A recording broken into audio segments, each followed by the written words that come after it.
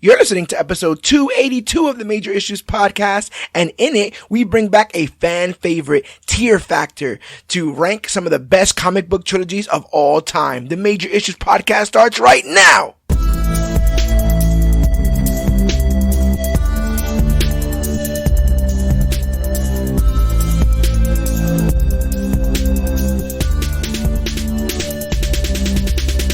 Hello everybody out there in comic book land. My name is George Serrano, aka The Don, and if you're listening to this, you can only be here for one reason. That's a brand new episode of the Major Issues Podcast, brought to you each and every week by ComicBookClique.com. And as always, I am forever thankful because I am not alone for this episode. Sir, if you could please introduce yourself.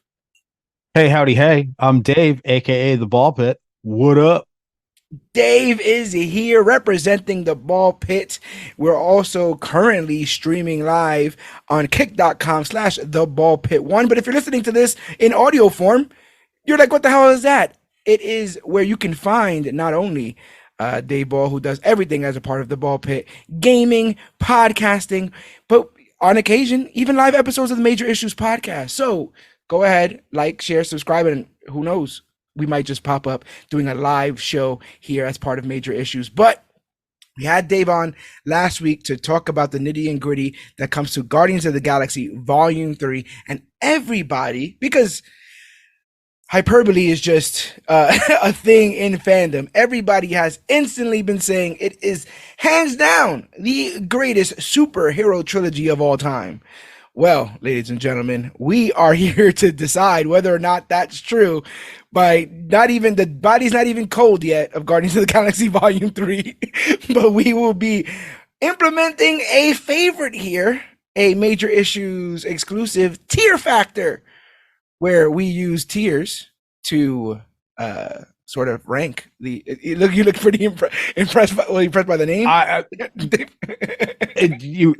Tier Factor. Like, we've been talking about this a little bit this afternoon, and it's just when you said Tier Factor, I didn't even like it. Just, dude, it is such the smallest thing. You just blew my fucking mind.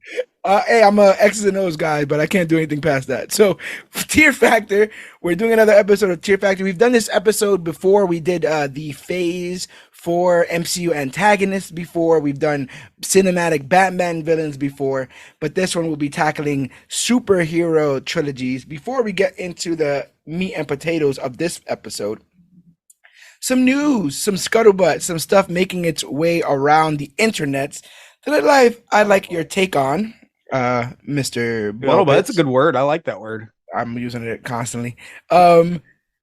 I actually have some pretty breaking news, just been released about an hour or so ago. It's been announced that on October 6th, we are getting Loki Season 2. Well, I knew we were getting Loki Season 2, but didn't we have it kind of late, right? They were saying summer for a very long time.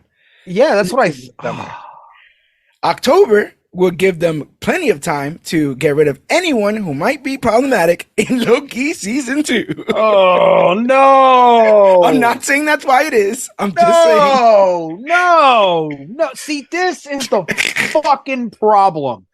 Studios, they just want to wash their hands. Whenever there's a problem, they just want to wash their hands of it. Not everyone. Fucking horseshit. Not WB. yeah, not WB. Warner Brothers, I mean, I will say y'all can't do a damn thing right, but you know what? I can't disagree with the loyalty there, even though it was fucking you know what? Warner Brothers. Yeah, screw you too, because you dropped Johnny off allegations, kept Amber. Yes, and now still have Amber, and Johnny's not doing Fantastic Beasts anymore. So yeah, it's across the board. You know what? This is obviously about Jonathan Majors. What I'm griping about here, right? It came out that he was innocent. Yeah, it was fucking proven he was innocent, and y'all still, you know what? Seemingly, man. I can't get too hot about it right now because we ain't even start the fucking show yet. We ain't start the show, but what? It's Taco Tuesday. I can't. Drama aside, how do you feel about the return of Loki and it coming in October? Oh, I'm fucking stoked, man. As long as they keep Kang the Conqueror in there and Jonathan Majors in there, I'm set. Victor Timely. Oh, dude, he looks so menacing. He looks so menacing. There's honestly, there's nobody they're gonna be able to replace him with. He's too fresh, and he's too good. Even when he was He Who Remains. Oh yeah, so good. Too menacing, bro. He was. You can't do it. Interestingly enough, October 6th is a Friday. I thought they were doing shows on Wednesday now. Well, they moved them around. I want to say Loki was on Thursdays for a while. They moved it. It was one of those shows was moved. But yeah, October 6th is a Friday. And it's set to follow the regular MCU thing, right? Where it's a weekly release. Yeah. For Loki. Like we get an episode, maybe 2 if we're lucky, and then every week after that. The Disney formula for releasing shows. The Disney formula that they had not broken until now. Because on November 29th, 7 days before Loki drops, not only... Say that again? On November 29th, 1 week before Loki drops. I thought Loki dropped in October. That's what I said. October 6th, November 29th. November's after October. Oh, yeah, you're right. The other way around. After Loki drops. On That's November a month 29th, and a half after. After Loki drops, a month and a half after, Echo is dropping. And when I say Echo is dropping, every episode of Echo They're dropping a full season in one shot? Yes. This is what I wanted your take on. These two and both of this was announced in the same press release. The Loki and the So Loki's dropping in October, and it's going to be 1 episode a week. Yeah. And then let's say that's on a Wednesday, or you said it's Friday. What's November 6th? October 6th. Or November 29th, whatever that is. November 29th happens to be Is that Black Friday? Did I say 29th? It's a Wednesday, actually. Interesting. It's a Wednesday. It's the week after Thanksgiving. And it's possibly the last week of Loki, depending on when that show is. Okay, so the show goes. Wow. I wouldn't be surprised if they finished Loki the week prior, and then Wednesday, like 4 days later, 5 days later, whatever it is, we get Echo. They're dropping the whole season. How many episodes? I believe it's 6, and I'll double check now. But I was going to ask you, it's 6, then they want to get that finished by the end of the year, because isn't Daredevil dropping early next year? That's what I had last heard. I'm trying to get they want Echo to be finished and enough time for people to watch it, deal with the holidays, and then they'll be prepped and ready for Daredevil. Because Daredevil is going to be 18 episodes? Yes, but I don't know if it's all going to be in the same season. I know it's an 18 episode series, but I don't know if it's all going to be in the same season. It's an 18 episode series. I thought No, they said season 1 was going to be 18 episodes. It better not be. Ain't nobody saying for 18-hour long episodes. No one ever does. I'm fucking set, bro. I'm fucking in. The Netflix series was 13 each season. You're right. And they were hour-long episodes. Is this a lack of confidence in Echo?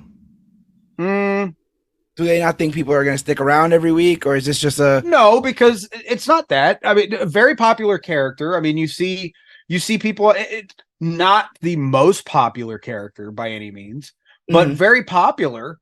Got very good reviews from what I saw. I mean, just, the basement dwellers who, have their mom make their pizza rolls in the microwave.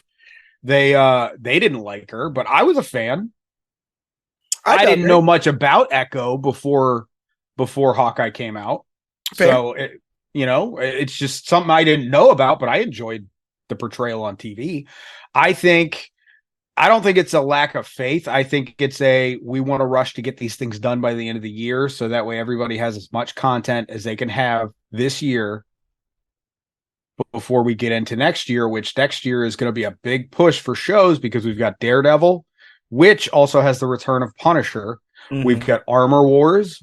Not Armor Wars, Secret Invasion. Secret Invasion this year. It's like next month. Why did I think we were in September right now? Holy the MCU done messed up the whole timeline. I'm telling you, bro. Holy fuck, dude. Man. I'll tell you right now. Yeah. So I think they want to do a big push because they might have some secret shit next year that we don't know about. Because Marvel likes to do that.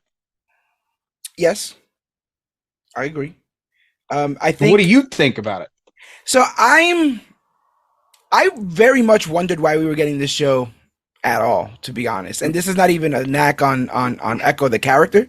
Like okay. It was just very, very odd. It's the same reaction to Agatha Coven of Chaos, right? Actress is fine, part is fine. Oh yeah, what is the show out? Next year? So it's like, but what is this show about? So I wondered that. Now because of what you said, I'm almost wondering if they are using Echo to not reset, but get Matt and Fisk closer to the versions they want in Born Again, right?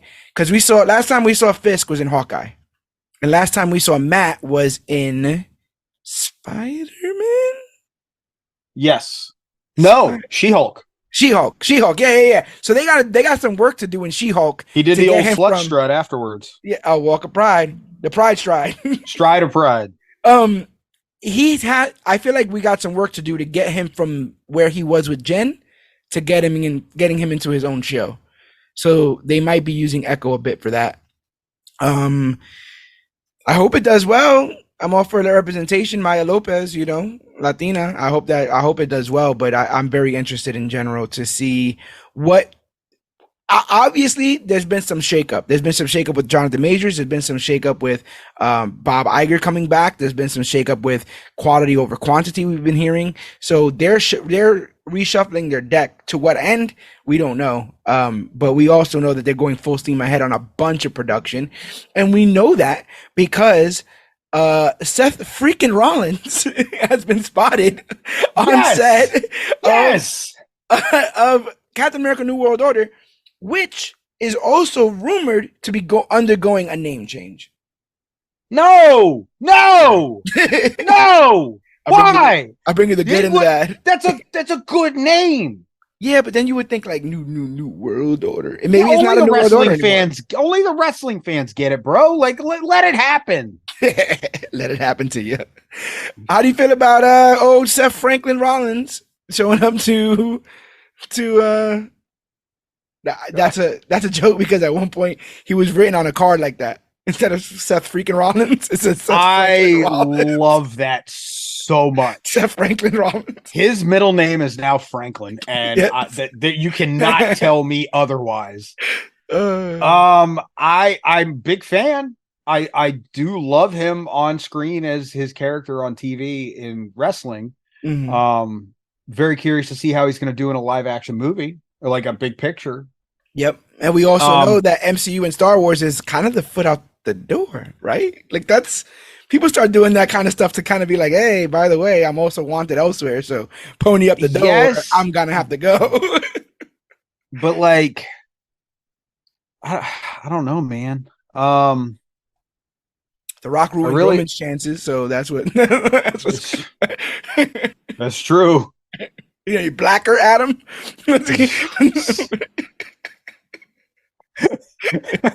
Acknowledge me. I'm the blacker Adam. Yeah, Franklin. I like it. I think he's talented. I do too. I'm a fan. He has to be playing a villain. I don't think he could play a hero. He just has a villainous demeanor about him. But yeah, Marvel's still ticking away about their stuff. A movie wrapped that absolutely no one asked for. But the recent Hellboy reboot has wrapped. The third bite of the apple, the third swing. Is it going to be a strikeout? Are you excited for a new-ish Hellboy film? Hold on. Hellboy Born Again is out. So we got Hellboy 1 and 2 with Ron Perlman, which he was a good Hellboy. I thought he was a good Hellboy. The writing was just so fucking awful. Mm-hmm. Then we got David Harbour. Yep. Who was a good Hellboy. The writing was just so fucking awful.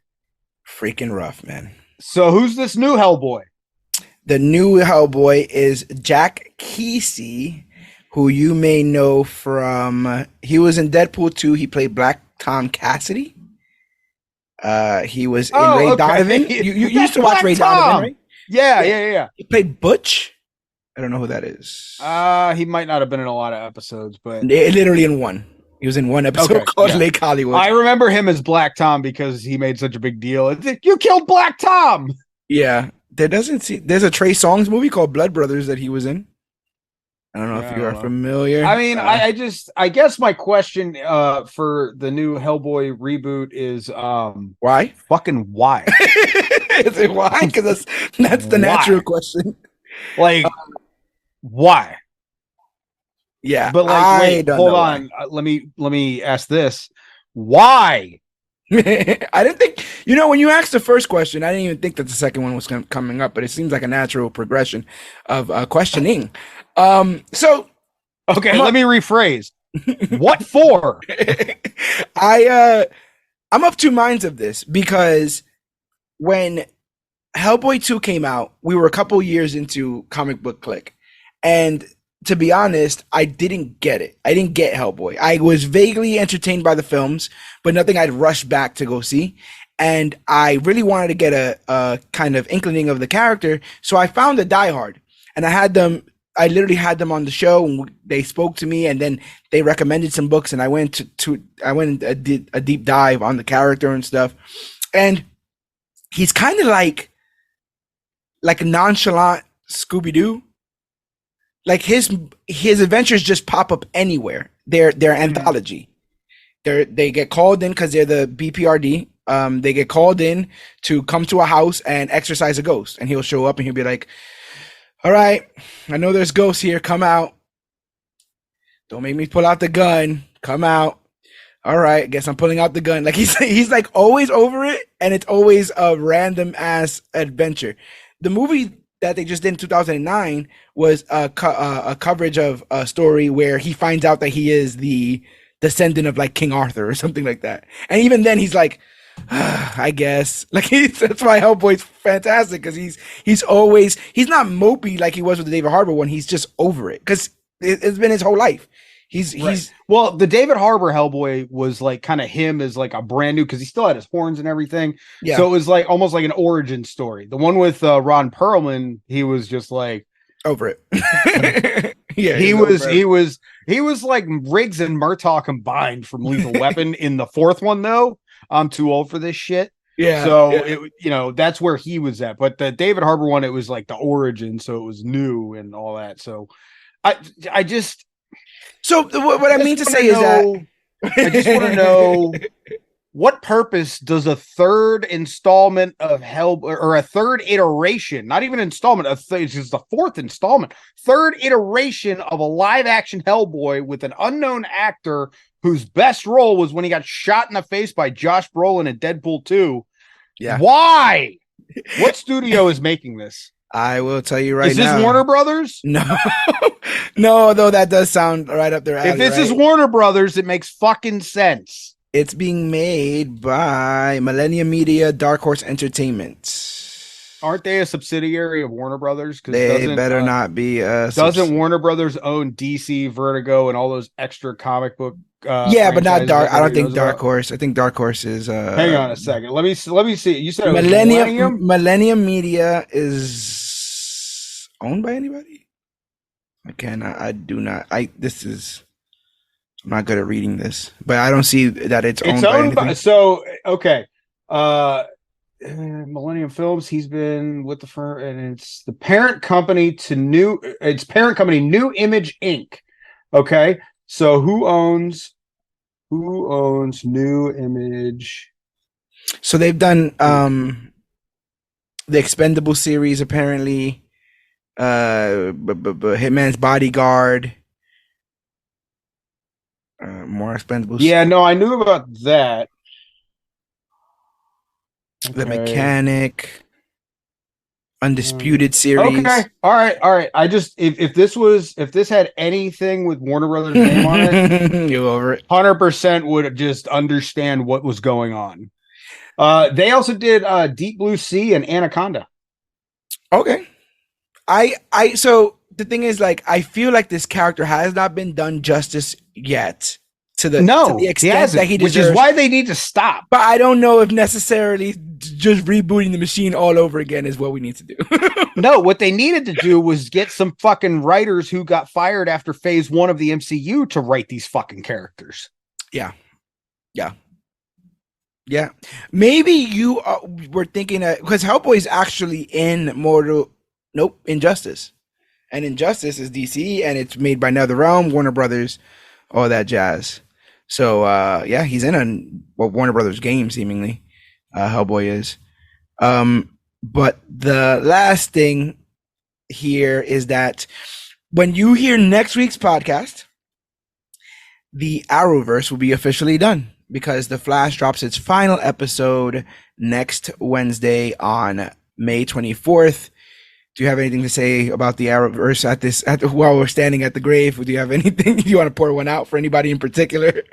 I want to pour one out for the Arrowverse because the Arrowverse is the greatest fucking thing that DC has ever done aside from their animated movies, which that's hard to fuck up because all they did was take pages from the comic books and put them in a motion. They put them in motion. They made them a flip book. They literally made a flip book. Right. You can't fuck that up. No. But live action, they took the Arrowverse and I have not watched all of it. I will. No, that's fair. It's monstrous. It is a lot of shit to watch. Yeah. And as anybody who knows me, I've got an extensive list, guys. He's got a list. He's going to put it on. I've got a list and, I'm slowly chipping away at it. Slowly. Right. But everything that I have seen, it is leaps and bounds 1,000% better than the DCEU has ever been or will be or could have been. And they decided to kill it. They decided to kill the Arrowverse when in the DCEU they have 2 narcissistic, disgusting, human, talking, walking piles of shit that they won't fucking fire. Right. But Johnny Depp, who is a victim, goodbye. Fuck you. Fuck you. You guys are fucking idiots. You guys are so fucking dumb. I hope an exec at Warner Brothers listens to the Major Issues podcast. My name is Dave. Come find me on any social media at the Ball Pit 1. I'd love to fucking have a conversation with you and tell you how fucking dumb you are. We can meet in person. I'll tell you to your fucking face, you stupid idiot. I'm looking at a photo here from one of the crossovers, bro. At one point, they were able to have on screen the Green Arrow. In the Arrowverse, they had Kevin Conroy show up. They had Brandon Routh come back as Superman. Yes, and he was almost like an evil Superman, wasn't he? Yeah, supposedly it was from that same universe, but the people had died. He went evil because Lois and them had got killed. So, yeah, they were able to implement Supergirl, Green Arrow, The Flash, Vixen, Killer Frost, The Ray, The Atom, Mr. Terrific, Captain Steel.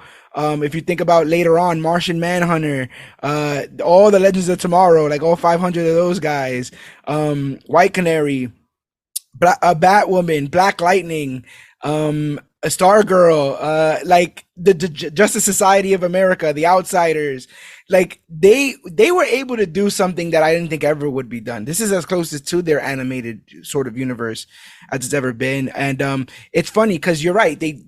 They are sort of kind of killing it because of everything that happened. But what was even worse is that they've been like slowly strangling this thing. There was an episode of Arrow in which Harley Quinn was teased as being locked up in Argus while they were doing their little Suicide Squad thing. But because they were actually going to use Harley Quinn in the Suicide Squad, they had to kill it. They had a dead shot in Arrow, but because of the dead shot that they had in Suicide Squad, they had to kill him. So the Arrowverse had constantly been punished for trying to do stuff that the films would eventually tackle. And whenever the films decided that they wanted to tackle it, the Arrowverse had to suffer because of it. Things went downhill a bit when Andrew Kreisberg was outed as a sex pest. It's weird because quality declined once he was released. Just sucky all around, I guess. And yeah, man, we've just been seeing. Then Ruby Rose left after season 1 of Batwoman. We gotta find a whole nother Batwoman. That stuff started happening. The stuff with HBO Max and shows moving back and forth. It's all been a shit show, but I'm glad it's finally laid to rest. I will show my kids it one day when they're watching their stuff on their hologram on their hologram screens. And they're like, wow, I can't believe Green Arrow got a jetpack. I'll be like, back in my day, Green Arrow was just a man. Bro, it could you. And they had such good actors to play these roles, like the guy who played Deathstroke. Oh yeah, Slade Wilson, Manu Bennett. Arrow. Yeah. He was so good. Choose. I always like Australians anyway, so I really like oh yeah, they're so good. Shadow, but even Stephen Amell, when he wanted to get growly and grunty, you have failed this city. I was like, damn, that's Green Arrow. I didn't fuck with Green Arrow like that. I do now though. Come here, Ollie. All about life now. Where's the Come on here, girl. But anyway, I think soon. You know, we did do a eulogy for the Marvel Netflix shows when that ended. When that was announced, and that ended. Oh, rip. You guys might be getting a full-throated eulogy episode where we just talk about the good and bad that came to the Arrowverse. But good night, sweet prince. I'm glad that it was the Flash that made it all the way here. I would hate it if it was a lesser show. Yeah, but it's not hasn't been great. Also, they could have fucking they had it, and Dalton said this when we were doing the other show. Grant would have been perfect for the movies, man. Yeah, he totally was. And just another bullet point on the reasons why Warner Brothers fucked it all up. Do we I wonder if that hurt Brothers or Joss Whedon. I wonder if that hurts you. What do you think is worse? Like the idea that you don't get casted for something, or the idea that everybody wants you casted for something and you still don't get casted for something? Like it's one thing if he wanted to kind of be in it. I think it hurts more. I think it would hurt more knowing that I didn't get cast, but knowing that everybody wanted me to be cast, that would make me feel that much better. Like, hey, now I really know who the problem is. Like, hi, it's you. You're the problem. It's you. right. It's not me. Knowing that the people wanted me that much, that means somebody out there who does listen to the fans is going to pick this guy up. Yeah, that makes sense. I wouldn't be surprised if Marvel picks him up to be Quicksilver. I would. When you were saying that, and I was thinking, I was like, would they have the balls? Marvel, they're playing dirty. They're playing dirty games right now. They're playing some dirty games. Our boy Kevin, he's got big balls, dude. Yeah, he's got $1 billion balls. You know what I'm saying? He's got grapefruits bigger. I was about to say the $1 billion grapefruits. He's got bigger ones than Vinnie Mac, and I would not be surprised if they cast him as Quicksilver. I want to see because and this is not slandering anybody, but no one from these shows is like tearing it up currently in Hollywood. I wonder if they're taking breaks. Stephen Amell has a wrestling show on Stars, Heels. I haven't seen it yet. I heard it was pretty good. Yeah, I saw the trailer. It looked good. Yeah, I think it's coming for season 2. CM Punk was on season 1, which is interesting. Oh, that is interesting. Yeah, and so he's doing his own thing, but he's also said, "Hey, if anybody wants to bring back Arrow, I am totally down." And he did return to the Flash this final season, to give one last hurrah. Here's my question: how? Because didn't he die? He's like a otherworldly. Oh, he's a variant. No. I mean, like he's last we saw he was the Spectre, like almost akin to being. I don't even know who that would be I was gonna say Doctor Strange in Marvel. He's like a being. He's not a human, if that makes any sense. Last I saw, who knows how they brought him back in? Time machine. Maybe he just appears out of smoke. It's like, hey, Barry, what's up? I'll just have to go watch it, I guess. Yeah, I have heard. I haven't seen Flash in 2 seasons. There are some things I saw that I was like, no, and so I tried. I was like, okay, I'm gonna get into this last season, and then I saw something on, like CW shared a clip of one of the latest episodes, and I was like, oh no. And then I'm my ears to the ground with this stuff. So people were talking about like it's been X amount of episodes and no Flash. And I'm like, what are they doing over there? This shit saving up on the budget and shit. But apparently, like, everyone's back. They brought back, Zoom. They brought back, or they're bringing back Zoom. They brought back Reverse Flash. Ali, like I said, showed up. So gang's all here. Good night, sweet prince. I don't know who any of these people are, but they're there. I will tell you that. All right.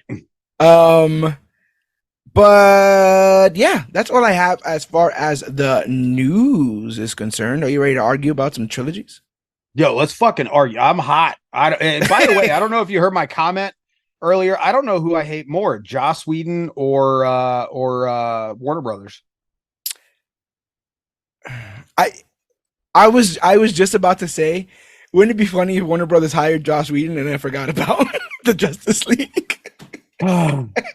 Yeah, like, what a shit show. Oh my god. What a shit show. But all right. It's tier factor time, baby. It's time to rank the superhero movie trilogies, not comic book, because I have included the Invincible trilogy for very little reason. So I do have a question though. Why is the Andrew Garfield Spider? Oh, because it wasn't a trilogy. Yes, sir. And so I think the only other one that's like vaguely possibly shouldn't be here is Thor, because it goes on to 4. Same with Wolverine, because no, you're right. Yeah, I think Thor is the one that's a bit wonky, but I was thinking of his trilogy in the Infinity Saga, So yeah. Yeah. And then Superman had 4, right? Reeves. He did 4. I considered doing the sequel/prequel X-Men series, but that's 4 as well. It's First Class, Days of Future Past, Apocalypse, and now you could do the 3 Star Wars trilogies as well as their own separate things. Yeah. Those 3. But yeah, for the most part, they were comparing it with superhero trilogies, Guardians of the Galaxy. So I really want to sit here and see if it is one of the best, I think we should start by deciding what is the bottom. No, I think we should pick each one and put it I think we should go from left to right. Okay, fine. That's or fine. right to left, however you want to do it. It doesn't matter. No manga. We're doing it, left to right. I will let you decide where you want to begin, and I will follow suit. This is your show. I dig it. Because I have thoughts on lots of stuff. Cool. And the funny thing is with these trilogies is it's always weird to see where the drop off happens. Some trilogies don't have the ball really in the first one and learn itself in the second and the third. Some nail the first one, second one's kind of wonky, and by the third one they're able to get back on track. But here's my question for you, because I am kind of curious. How do we differentiate who's got what? What do you mean? So like you're gonna pick one and you're gonna put it somewhere, but what if I have it in a different tier? I'm hoping to come to a concise. We're gonna have a quote unquote civil discussion about this. Yes. AKA we're gonna fucking argue until one of us gives in. Which is the most entertaining thing of all time. Plus, I don't disagree. I think there's possibly 1 or 2 You're wrong. These trilogies that I think there's like 1 or 2 of these trilogies that we might like stand on the hill and die for, either being bad or good. But I already see 2 of them that I'm ready to die for. That's what I'm saying. But the rest of them, I'm like, where they fall, I already know which one is my top pick out of all of them, and which one is my bottom. I already know. You know your bottom bitch already? That's all right. I already know my bottom bitch. But we got to start with possibly the first ever superhero if you're not counting Superman. Oh, trilogy, superhero trilogy. Yes. I thought you were going to go superhero movie. Oh no, trilogy.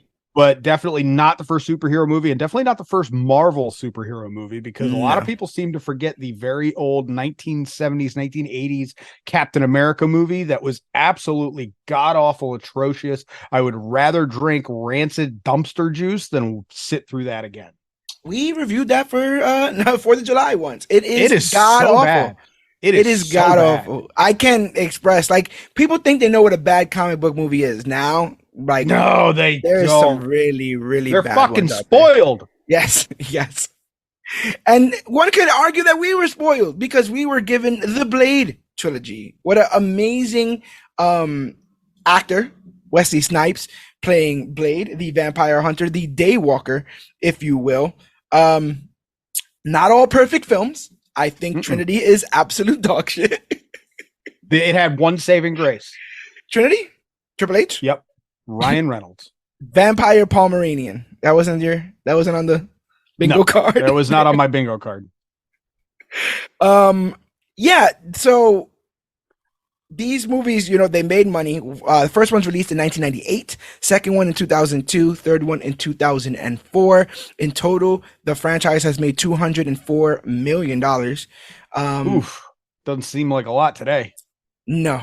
$204 million, and it looks like the budget was $164 million. Hey, they made money, so it's a success. Yes. But back then, the value of the dollar was not what it is today, and even now, the value of the dollar ain't shit. I'm telling you. But I already know where I want to place this, so where do you want to place it?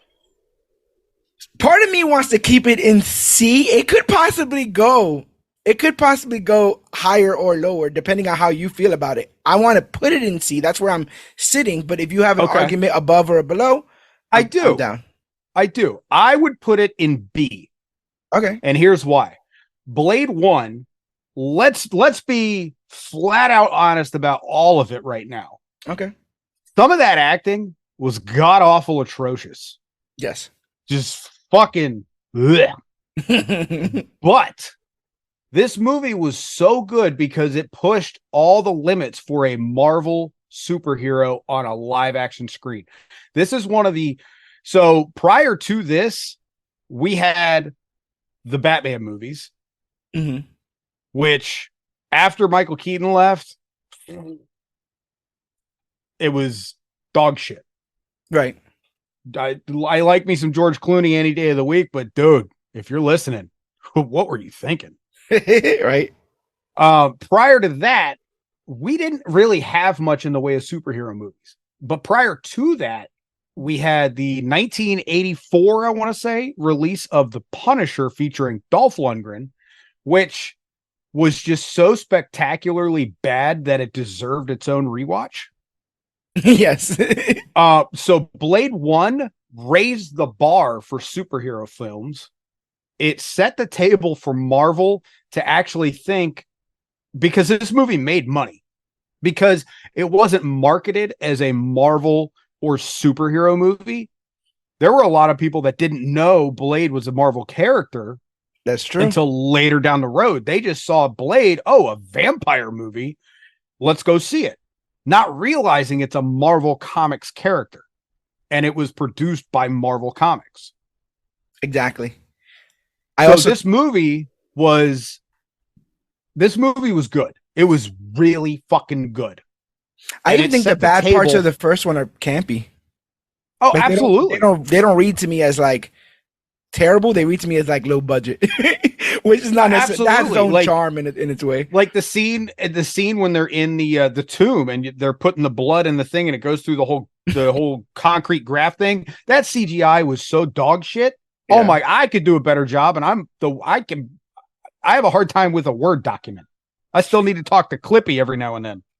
We did an episode once before about like character introductions. He has one of the best ones in cinematic history. That blood rave 1000%. In the beginning, yes. It's so visually interesting. The strobe lights, the blood, realizing that you're literally the meat in a meat packing place.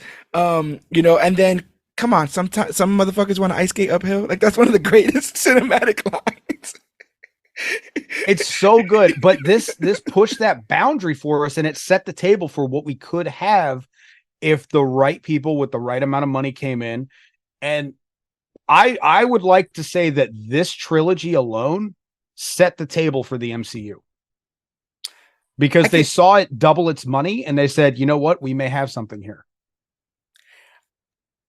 So would you argue that if Trinity was a better film, it could possibly even be a A-tier franchise? Yes. If Trinity had better writers and was not just an absolute fuckfest of a movie, it would be an amazing trilogy, but I have to stick it in the damn good category because while Blade 2 is not better than Blade 1, it is still a damn good vampire movie. I think it's an excellent sequel. Those like, is it Guillermo del Toro? That new vampire design. Yeah, the new vampire. And all kind of absolutely. Nightmare yes. fuel. Very Nightmare good. Fuel. Very good. But he also had all those that's cool what Blade weapons. is supposed to be. Is supposed to have nightmare fuel. Yeah. And they did exactly what they were supposed to do. And I like I've said it before, I'll say it again. There's a lot of source material I did not grow up reading. Mm-hmm. I grew up reading X-Men comics. I grew up watching the X-Men cartoons. Right. I grew up, I got away from it, but then I started getting back into it, which is why I do what I do. Mm-hmm. But for Blade, I did not know anything of his source material. I knew he was a Marvel character. I had seen him in the Amazing Spider-Man comics or cartoon shows. Yeah. So where he's incredibly light-skinned because I don't know why. Very. But I would put this in the B category. It's right in the middle. And because of what it did for Marvel as a whole, it set the table for everything we're going to talk about. Because you got to think, if this didn't set the table for the MCU, we wouldn't have all these other branch offs that we had. Yeah. I just really want people to remember how bad Trinity is. That's it. Remember how bad Trinity is. So bad. But those first two are very, very good. Two out of three? Yeah. 2 out of 3 ain't bad.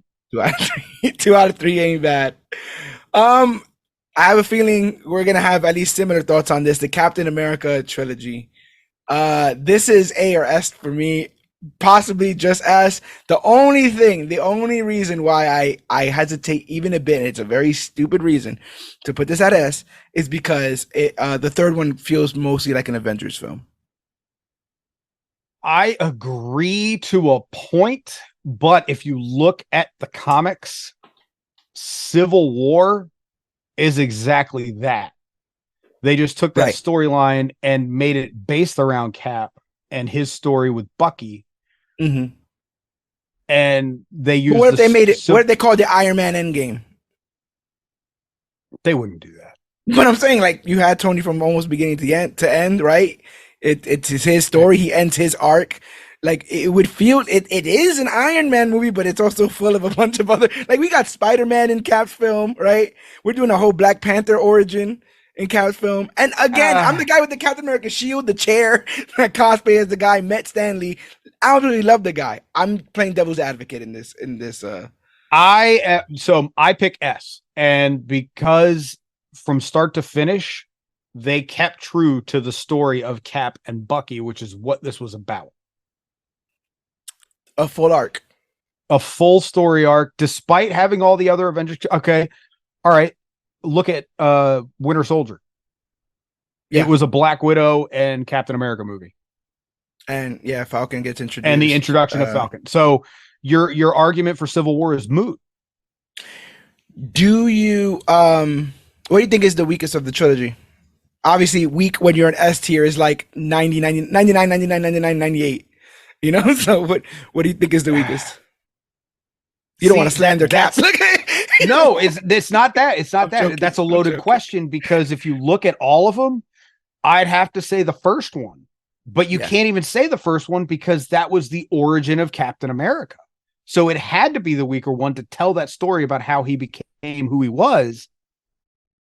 But you also have to look at the technological advances moving forward and how everything built up to where he was at in Civil War. So it's difficult to pick that. So if I have to, I'm picking the first one, despite it being what set the table for those other two movies. We're going to put Cap in S tier. I'm going to be honest with you. I'm a little disappointed that there's not a whole lot of arguing going on right now, because I really want to get at your throat. Well, the thing is, again, you're not going to get. We'll get it into the weeds with some of these. Cap, you're not going to. I see one already. Yeah, we're not going to fight on Cap because I love Cap. I would just. I want to present. I didn't want it to be a love fest. I want to present any deniers argument in that thing there.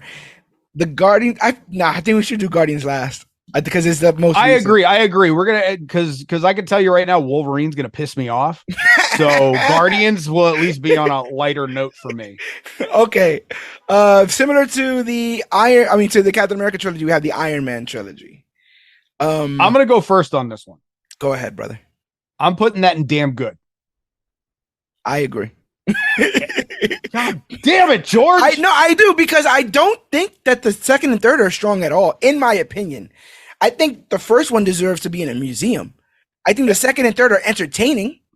Will get you by if you want to watch something willy-nilly, but I don't think you get the same heartstring pulls out of the other. Was that a pun intended situation? Given literally pulled strings out of this man's heart. I always think of when Pepper's in the hole and she touches the corner like Operation. Yep. He's like, no, I'm just having a mild cardiac event. Like, no big deal. It's so wet. He's like, yeah, I know. Just put it. Oh, not that one. That was the wrong one. He's like lying on the table. I put this in damn good because Iron Man 1 was the very first movie we got for the MCU. It literally set everything up. This was the beginning of what we have that's still ongoing today, 15 years later. And if it wasn't for RDJ, this also saved his career, saved his life. Yeah. Iron Man 1 by itself needs to be up at the top. Yes. Iron Man 2, like you said, entertaining movie. My issues with Iron Man 2 is we had a villain. Mm-hmm. There were times I didn't know who the fuck it was. Is it Whiplash or is it Hammer? Right, yeah. And Whiplash didn't even get his fucking name in the movie, and he was barely in the movie. They should have had Evan Peters say his name, Whiplash, like he did it as Quicksilver. Whiplash.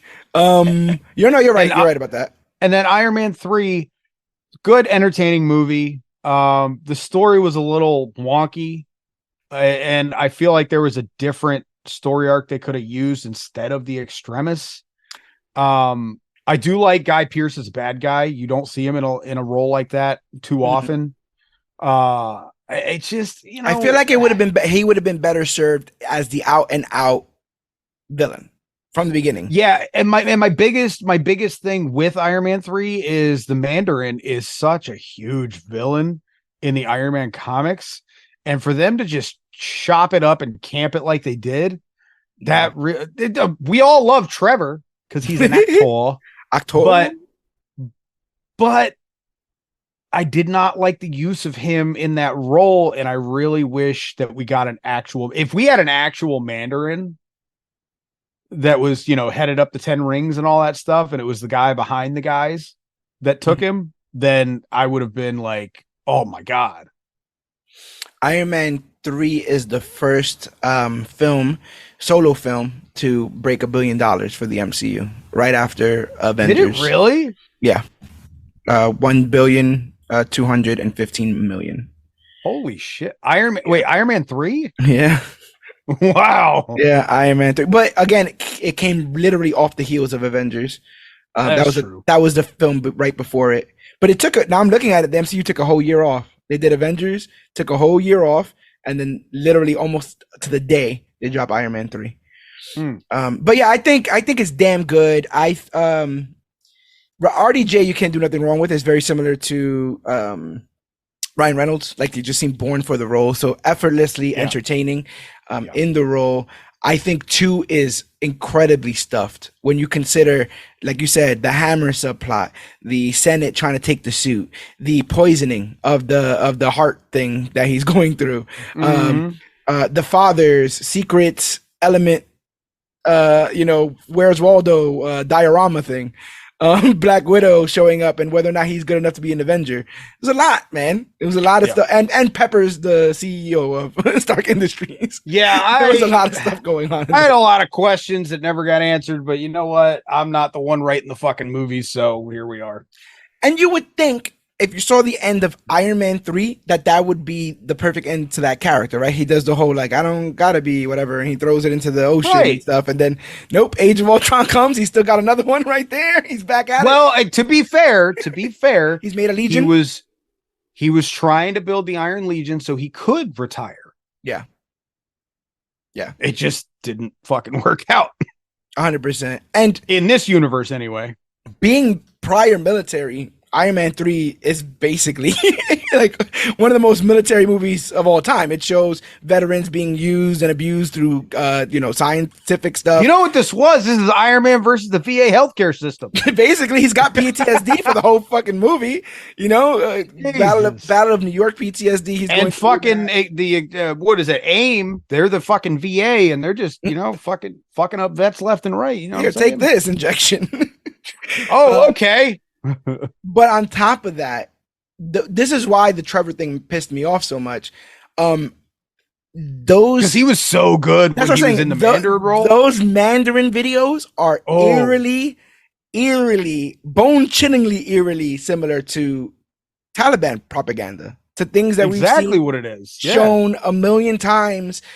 As these are the guys not to mess with, and so when you have simultaneous footage of him talking about destruction, and then it cuts to him being swarmed by children who all want to hug him because he's doing the right thing for their country. Like all of that stuff, I was like, yo, this is about to be the man. I always say the line. And then we see this fucking guy. Yeah, I always say, and you'll never see me coming. It was so menacing. Yeah. And then we get him in his true evolved final form.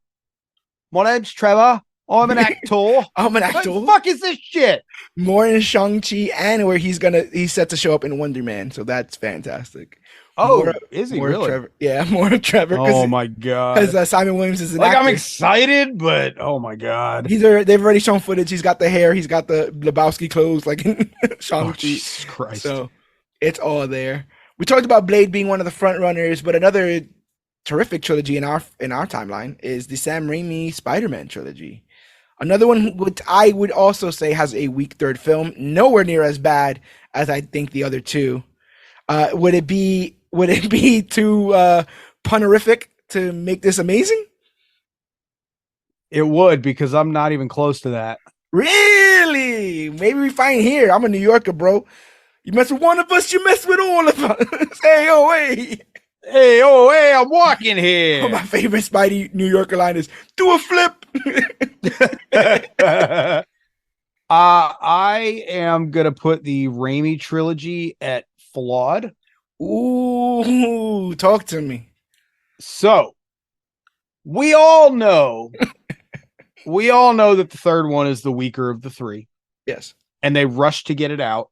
Mm-hmm. And I don't even want to discuss my thoughts on that version of Venom. Jesus fuck. Yeah, it's weird. I really hope this is labeled explicit for your audio podcast. Yeah, it will because be. It's out the window at the moment. I've got thoughts. Yeah.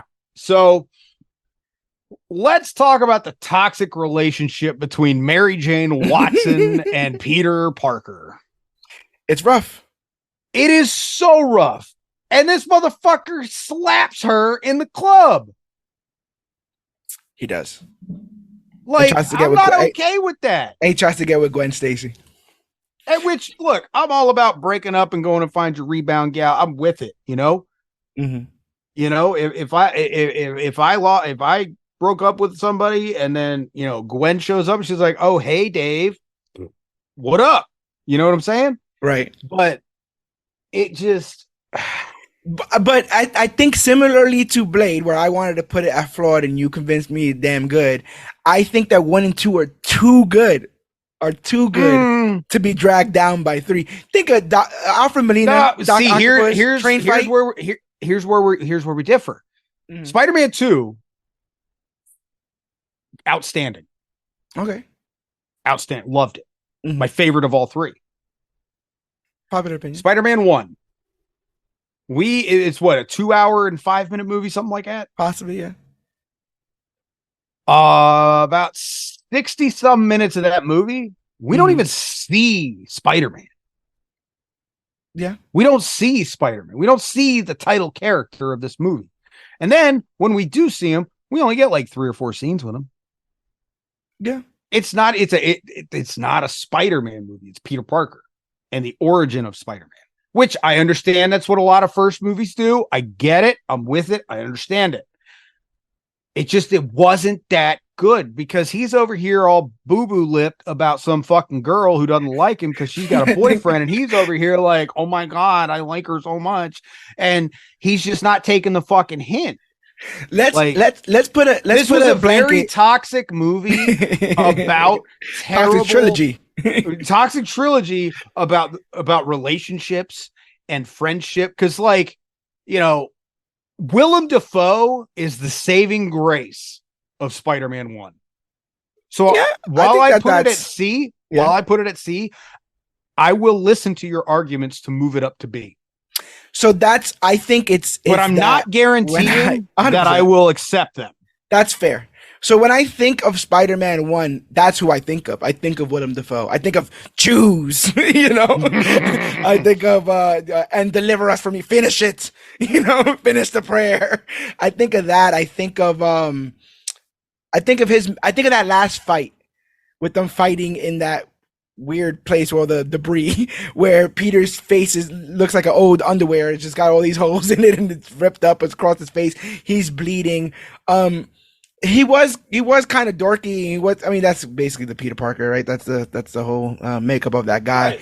But when you think of those web swinging scenes now, right? Obviously, we've seen him do this a million times. Now we're seeing it in full animation.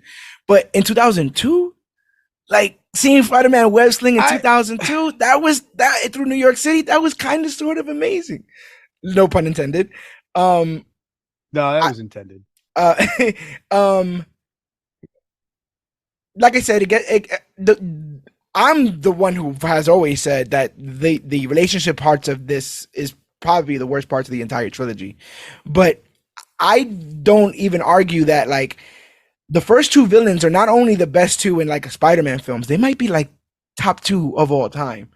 And I agree. To discard the films that they're in would almost be to discard the performances that they've made, in my opinion. See, that's where you're wrong, because they made a comeback years later and really showcased their abilities.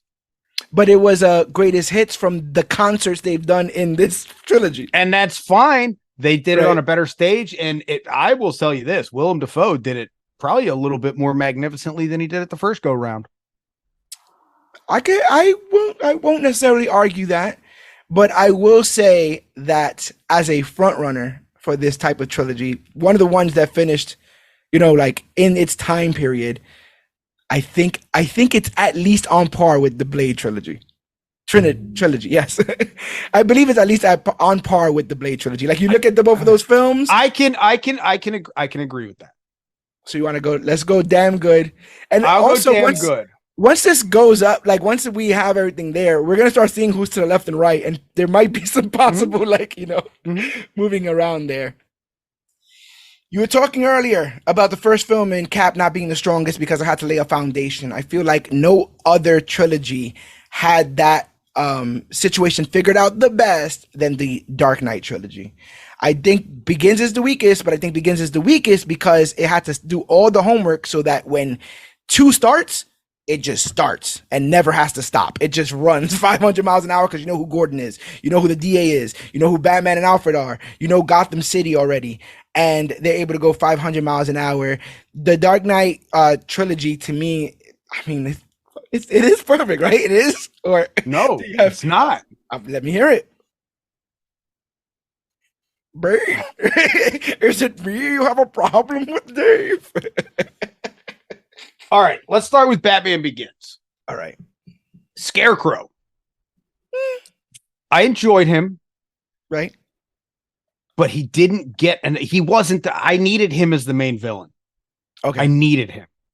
But instead, they pulled the old, whoopsie woo, and they did a little fucking boot scoot boogie on us and rotated left when we were looking right, and we got Ra's al Ghul. And Liam Neeson did a great job as Ra's al Ghul. It really threw us for a loop. So it was a good movie, yes. It was a good setup, yes. Mm-hmm. Leading into The Dark Knight, which we all know is fucking fantastic. Yes. It's incredible. And it's incredible because of one fucking person. Heath Ledger. I disagree. I'm not done yet. But go ahead. This is also the movie where they debuted the Bat voice. And this is what kills this trilogy for me. Interesting. Take a fucking cough drop, dude. Enough. You were fine in Batman Begins. Right. The animated Batman didn't have the stupid fucking voice. Ben Affleck just put on a little voice changer. It ain't like you ain't got the technology, Christian Bale. You had the fucking tech. You were able to fucking restructure a bullet, find fingerprints and all this shit after shooting it through a brick. The fuck out of my face. You don't need to talk in a deep, menacing voice like that because it ain't fucking working for you. Right. So stop. That's what killed that Batman for me. And Christian Bale did a great job as Batman minus the voice. Terrible job as Bruce Wayne. I could see that at some point. I like him buying the hotel. I do too. That was a big Bruce Wayne move. Yeah, I like him buying the hotel. Moving on and then taking the whole ballet out for fucking a cruise. Or big just Bruce Wayne going into the water fountain with the models. But the next movie, Dark Knight Rises, we get the debut of Bane, which Tom Hardy did a great job. He worked with what he had. We got to see the infamous backbreaking scene. And that whole villain arc, I think, was dumb. For Bane. He should have been the main head top villain, not Talia al Ghul. I agree. So with that, and on top of that, if Heath Ledger was still around, it was supposed to be him as the judge instead of Scarecrow. Right. But I did like how we got Scarecrow in all three movies. I just didn't like what they did to his character in the last two, where he was just kind of there for comic relief. Right. And then the whole Robin storyline was to me. That was barely a story. So, I just disregard all of that, to be honest. I know Dick Grayson. I don't know this Robin who was a cop. Blake something Blake. Yeah, something officer. John Blake. We're going to call him officer. Yeah, there you go. And his middle name is Robin. Yeah, that was lazy and sort of kind of ridiculous. Yeah. But so I put this at damn good. And that is my story, and I'm sticking to it. I feel like it's perfect, but I will settle for amazing. And where I will try to convince you is I think this film did more to explain how Batman trains, how he creates his gadgets, how he creates the mystique, why he acts so stupid as Bruce to kind of set people off. I think it's an excellent arc when you consider that, he starts the first movie dealing with regular criminals that don't have any powers or anything like that, the mob. After he gets past that escalation of force, so we get to Joker, who wants to burn everything down. He takes care of him. And then by the time you get to Bane, it's fights in the street with the entire city fighting terrorists and bridges being blown up. The escalation is there. I implore you to look at My Cocaine and his performance throughout the trilogy. One of, if not the quintessential Alfred's, and you talk about an arc, he's little by little trying to convince him to not be Batman to the point that he quits, because he's like, I will not watch you kill yourself. Like, I can't. I'm sorry. It is what it is. Like those moments you don't get in just a run-of-the-mill trilogy. I didn't feel any of that stuff in Iron Man, which is why I feel like it's slightly above the Iron Man trilogy. So to answer your request with a quote from Alfred in The Dark Knight Rises, never. I cannot put this any higher than damn good. I really can't, because there were just so many things that were, I don't know. Some of it was just painful to watch for me. Like, really? I'll put it in damn good now, but we're going to return to this. I feel like this one's going to be a bit easier. circle back. We can circle back. Teenage Mutant Ninja Turtles. The third one, they go to Tokyo. You want to go first, or you want me to go first? See, this is the thing. My first inclination is B, but I think that Batman is better. Is better than that. So yeah, but we're not comparing these one by one, because if we do that, I got a few things that are already up on the board that are going way down to terrible. If we're comparing just these pieces together, that's what I'm saying. That's what I'm saying. They're gonna get to their rows, and then you're gonna look to the left and right, and that's what's really gonna tell it. Is everything right now in damn good of equal value? That's, you know what I'm saying. That's what I think for what they were. Yes, they are. So where does TMNT go? For me, amazing. The Ooze first one, amazing. That third one is one of the worst things I've ever seen in my life. That third one with the time travel to Tokyo, that's I'm at C, and I feel like we're gonna end up at B. What? You're at C? How are you at C for this entire trilogy? I'm at C for this entire trilogy because I feel that the first two, because of one movie, the first two get a lot of nostalgia points. They are not really doing anything fantastic in those films, but it's the first time we've ever seen any of that kind of stuff. So it's like, all right, you're getting a lot of people into the club. Okay, whatever. He's friends with him. Okay. Now you get to the third one. New suits that look like garbage. I believe some of the actors didn't even come back for that one. April O'Neil, somewhere in the middle of this, gets recasted outright. You know, like, they don't even care about continuity when it comes to that. Vanilla Ice, babies. They're baby. We were just talking about Toka and Razor. Yeah, mama. Super Shredder. That big ass moment, and then he just kills himself. He kills himself. He doesn't even get defeated. He kills himself. He just starts breaking. So that's a terrible ending to a film. The supervillain becomes more powerful than he ever has. So powerful that he takes himself. So where are you putting this? I'm putting this at C. I would settle for a B, but I'm putting this at C. This is, in my mind, it's at C. I'll settle for a B. You'll settle for a B? Yeah. Okay, we'll settle for I'll settle for a B. Unbreakable, which is why this is hold on. Go ahead. Turtles, now, don't get me wrong, it's been a while since I've seen this trilogy. Mm-hmm. But the first one is fantastic. First one, it was the very gritty, the very, like, this is our first real big fight kind of thing. Like, I get it.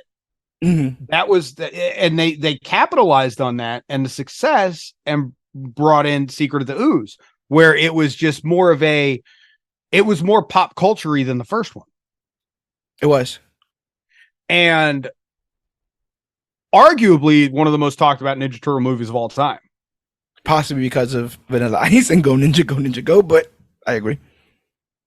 With that said, Turtles 3, I think, gets a bad rap. I think you need to go back and rewatch the trilogy. I didn't go back and rewatch the trilogy. What I did go back to is to the various, albeit some bias, rating system. So it's 19% on Rotten Tomatoes. Rotten Tomatoes doesn't know dick. It's 40 out of 100 on Metacritic. I don't know what that is. I just feel they don't know shit either. I just feel like people. I feel like it's an undisputed fact that the third Turtle movie is a bad movie. Just the same way that we know that the third Spider-Man movie is a bad movie. All right, I'll tell you what. I'm gonna go back. I'm gonna rewatch them, and I'm gonna shoot you a message, and I'm gonna let you know. I'm gonna let you know where I stand. So right now, I think we're set with it in B, and I think it's gonna stay there. Okay. Unbreakable. Okay. This go ahead. This Give me what you got. So this just God, this had so much promise. So the first one, Unbreakable, good movie, not a whole lot of action. So if you're an action movie junkie, this is not the movie for you. However, this set off a trilogy that we didn't realize we were going to get, which I think was one of the big points of excitement for it, is we didn't realize we were getting a trilogy until the second movie. Right. So Unbreakable is a good movie, very anticlimactic ending. But it's about a guy. Oh, that was a very weird ending, right? Like, once they have the final conversation, it's all like text. Like that's the ending, right? It's all text at the end of that. Like, oh yeah, by the way, I think some people got arrested and then other ones went back home. Yeah, and it was, M. Night Wham Bam Shangalang didn't really fucking give us a whole lot to go off of. And then what, 10 years later we get, or 15 years later we got Split. And Split was absolutely fucking incredible. James McAvoy did he get an Oscar for that role? Because he should have. I thought he did so well in that. He played 25 characters. Not only that, but I was looking for the Shyamalan twist, and there isn't any. None.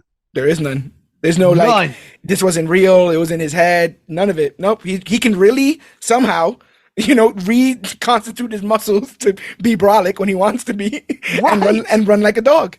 Right. It was so creepy, and it was so good. And then we get to it honestly, the greatest of these three movies.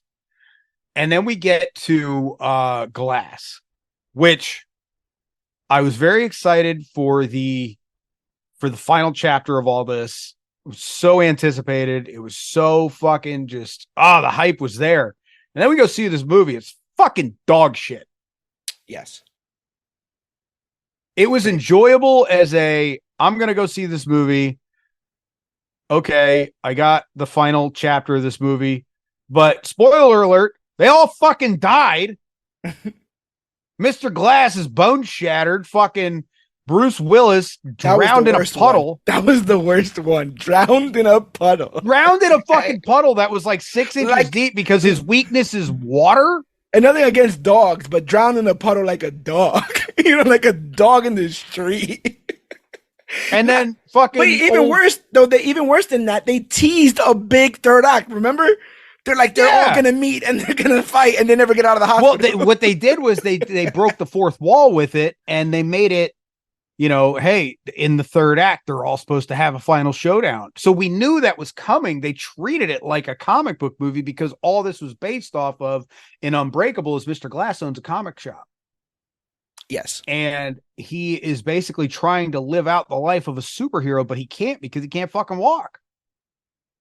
So it's just, I don't know. The way they wrote the third one just to get it out there was really just, they rushed it. They should have waited another 15 years. Yeah. And the first one could have been a bit better. There was some definite moments I remember in it going, that was like my favorite moment of that entire film is when Bruce Willis is sitting at the table with his son and they both realize that he saved somebody's life last night. Yeah. And the son starts to cry because he realized that he understands that it was his father that did that last night. And his father gives him like a very quiet like nod. Like, it was me. I very sentimental, very wholesome, but I got to put this at flawed. I have to. No arguments for me, but that sets one the out standard of three. As to one what out flawed of three. Is. Oh. That sets the standard to what flawed is. I think you can take good parts of all three and make one banger movie. But they took the good parts and spread them between a decade, and it did they though? Because I think all the good parts were in Split, and that was it. Really? Well, like I said, I like that emotion. I like the emotional part with his parents. I can't even remember parts of Glass, to be honest, bro. I remember there being a light thing, right, for Kevin, like some kind of weird light. Yeah. They had a light panel and it would strobe out whenever he was changing. It was which I good thing to add in there for some continuity purposes. I get it, but it's just a lot, Yeah. The original X-Men trilogy. X-Men United, and then X-Men Last Stand. First off, the fucking names alone, Jesus Christ. Oh yeah. X-Men 1 came out on the heels of Blade 2. Or no, it came out on the heels of Blade. Yes. They were kind of going back and forth with those for a while, yeah. Yeah. So this also helped set the table for the MCU. Once Blade had its success, they decided to do X-Men, which we were all fucking pumped for because the X-Men cartoon was huge in the 90s. Comics were always big. This is going in flawed for me, and I'm going to explain why. Because as per usual, 1 out of 3. Oh, you think it's 1 out of 3? 1 out of 3. I feel like it's 2 out of 3, but I would love to. I'm gonna explain this as best I can. They casted so many of these characters to perfection. The cast was fucking damn near perfect. The writing was so bad. Patrick Stewart, Professor X, 10 out of 10. Ian McKellen, Magneto, 10 out of 10. Hugh Jackman, Wolverine, 10 out of 10. I'll even go as far as to say as James Marsden as Cyclops. Had the fucking look, but man, did he get written like a bitch. He was such a bitch in these movies. And it's not James's fault. Well, kind of, because he accepted the script, but the writing he falls prey to the 90s cucking of Wolverine constantly being pushed ahead of him. This is a problem across the board. Raphael was shown to be intimately cooler and more badass than Leo. It was a trope at a time that you have a leader, but he's too squeaky clean, so you also have a rebel on the team that makes him look right. You got the anti-hero. Yeah, who always made the hero look like a whack job, like a bitch. Yeah, that too. We got Famke Janssen as Jean Grey. Great casting. Loved it. Mm-hmm. The dude who played Iceman, good casting. I don't think he was ready for the role. Yeah. Anna Paquin is Rogue, though. Anna Paquin is Rogue. I'm not a big fan of her in general. I wasn't a big fan of how Rogue was portrayed in this in general. Is what I'll say. That too, man. Like, I'm not at all. And I really was hoping to see the Gambit Rogue storyline play out, but we didn't even get Gambit until another franchise we're going to talk about. Until another franchise we're going to talk about. Holy shit. So I got to put this at C because it's flawed, because X-Men 1, it set the table for everything. And yeah, the acting was shoddy, but the first movie was a good movie. But the second one, it was so all over the place. I did love Nightcrawler, though. I gotta go on record because I know you loved him too, and I want you to know that I did too. So I don't want you to think I'm bad mouthing him, but I and Lady Deathstrike, she was great, but not the Lady Deathstrike I know from the comics and the show. That's fair. And you were talking about how you read X-Men comics. Yeah, that's where your background is. And then The Last Stand, that was a lot. Yeah. That was a lot they were trying to do that just didn't really go well at all. And the portrayal of Archangel was just Yeah. Juggernaut. The Juggernaut, bitch. Literally a joke. They're making there's a love triangle between Kitty and Iceman and Rogue. Yeah. Which was unnecessary. Very unnecessary. Yeah. Pyro, I did like his little villain story arc. I was a big fan of his. Just wish we got more of it. Mm-hmm. There was just a lot, When I discard 3, I don't know when was the last time I've seen 3, so I can't really say anything to that. But when I watch one, I watch them all, so that's my problem. I feel you. And by the time you get to 3, I could see yourself souring on the entire come on, why? On the entire franchise. But I think this thing has some. But in the first act, one of the first scenes of the third movie, they kill the leader of the X-Men. Yes. Cyclops is fucking dead. Yeah. Why? Yeah. Why? I think of these movies because a lot of them I haven't seen in their entirety in quite some time. But I think of these movies and I think of the moments. And I think the X-Men trilogy has some pretty awesome moments across the board. When you think of Wolverine's introduction in the cage, punching the hand and you hear the clang, you're like, oh shit, something's coming up. Loved it. And then when they try to shoot him with the shotgun and he cuts it in half and then sticks his claw up the guy's neck, rough stuff there. I like you said, I think Ian McKellen is great in the trilogy. I just don't really like that third one at all. So that it puts it not at all. But he flipped the truck in that third one. He did. Flipped the whole semi. But and he was so quick to be like, you're one of them now, pretty. Mystique. Yeah, you were so pretty when you had your powers. Yeah, Mystique, you got to give something for Mystique. That girl put Rebecca Romijn, everything. Rebecca Romijn did a fantastic job. There's a lot of iron in your blood. That moment when he's putting the iron that was out of the blood, as shit, bro. When he breaks out of the prison, floating on the metal balls and stuff. Yep. That's what I'm saying. Like I feel like I feel like there's he a lot had of some moments of fucking hype. cold ass moments in those movies, dude. Wolverine clearing out the operatives in the school. Yeah. When he told the kids to run, he just starts a lot of that. Fucking love that, bro.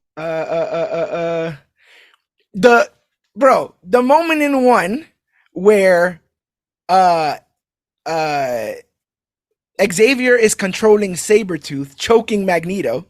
And Magneto's like, okay, you think you got this? And he sets off several guns.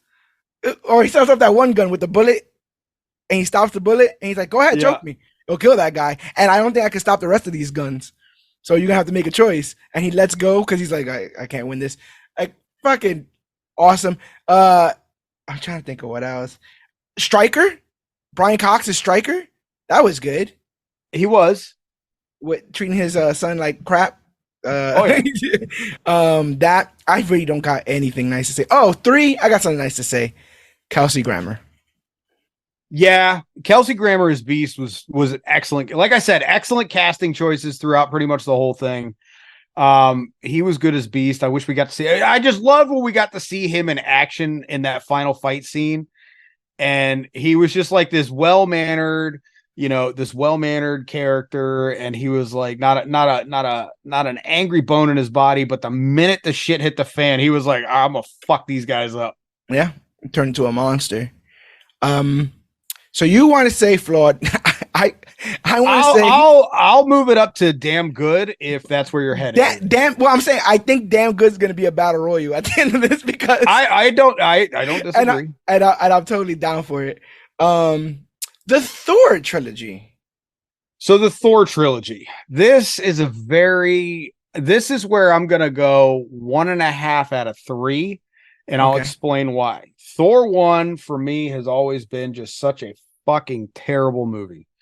Yeah. I love Kenneth Branagh because he directed the first one. Mm-hmm. I love that we get this introduction to Thor. We've never had it before. It was good to a point, but this was primarily a love story. Yeah. This was not the origin of Thor. It was a little bit too much fish out of water stuff, but I personally don't like that story, that kind of story. It was. And Thor 2, while this movie gets shit on all the time, I will say the fight scenes were great. I did like the twist of his mother dying. Yeah. I don't like that his mother died, but I like the twist in the movie of that. This movie was purely made for the Reality Stone. That's it. We know that. Mm-hmm. However, that's why I cut this movie in half. The Dark Elves. The actual movie. Okay. This is the movie I cut in half to give it a 1.5 out of 3. Okay. So the Dark Elves, under better writing and plot circumstances, would have been a hell of a good fucking villain. Yeah. It would have been so much better if this was just them trying to basically make a comeback from the battles years ago instead of trying to find the ether. Thor looked he looked more Thorish in this than he did in Thor 1, which I very much appreciated. And then Thor Ragnarok. Fucking loved it. It was hilarious. It had a good storyline. It started off strong. Hela. Oh, Cate Blanchett as Hela. Man. Yeah. Whew, I about fell in love. She did a fantastic job in that role. Smoking fucking hot too. Yeah. In that getup. But Thor, we really see his story come full circle because we see now from the first through the Avengers movies to now, he's lost his mother, he's lost his love, and he's lost his dad, and his brother has died I don't know how many times. Yeah, a good handful. And now he's got to kill his sister. Yeah. So then he destroys his home and he's got to move the people out. Yeah. So Thor Ragnarok is the best of all the Thor movies. Thor 2 is a semi-distant second. Thor 1 is just dog shit. That's interesting. I think most people go either. So what's interesting is the 1.5 metric that you gave the trilogy, because I do think that is almost a popular opinion, but the 1.5 is different across the board. Well, I agree that I think Ragnarok is my favorite. I know people who like the Shakespearean Thor more, so Ragnarok is their shit. And then like you said, no, but I think it's funny. And then Dark World is split in half, so it's like two halves of the sandwich that some people are enjoying on this side and some people are enjoying on this side. For the first film, I will say that I personally think that Anthony Hopkins and Tom Hiddleston are amazing in that first film, considering it's their first time embodying these characters. I will put the "you are unworthy" scene almost on any list, where he's yelling at Thor and ripping 100% armor off and stuff. In a quite of a somber movie. Like I wasn't laughing. You out. Yeah, that. Or when Loki yells at him and he passes out. Like he just yells at him until he passes out. Odin. He's like, "What? You gonna adopt me? Whatever." And then Odin's like, "Tell me." And then he fucking passes out. Like, what a pussy, Odin. Get your ass up. The man's asking some hard questions. So I will put that in for there. Thor 2 is such a weird thing because I like that they were not on Earth as much. I think the series does better on Asgard. When you think other places in the galaxy. Yeah, another thing, because I said I think of these movies and scenes. I think of the scene of Malekith's army coming in cloaked, and Heimdall can see them. He see one, and he goes takes down one. He's able, but he couldn't see them. He couldn't see them coming. Yeah. And he's able to take down one. It took him a long time to do so. And then when he's done taking down one, he sees all the others show up. Like, that's an incredible moment. Thor's mother dying and Thor trying to throw the hammer and just being like, seconds away from actually being able to do anything because he was seconds away from saving his mom, seemingly. Well, he hits Malekith as he's like jumping off the thing. Yeah, and then he does one of those spinny, like, I'm gonna get this guy all the way over there. Yeah, he's not able to.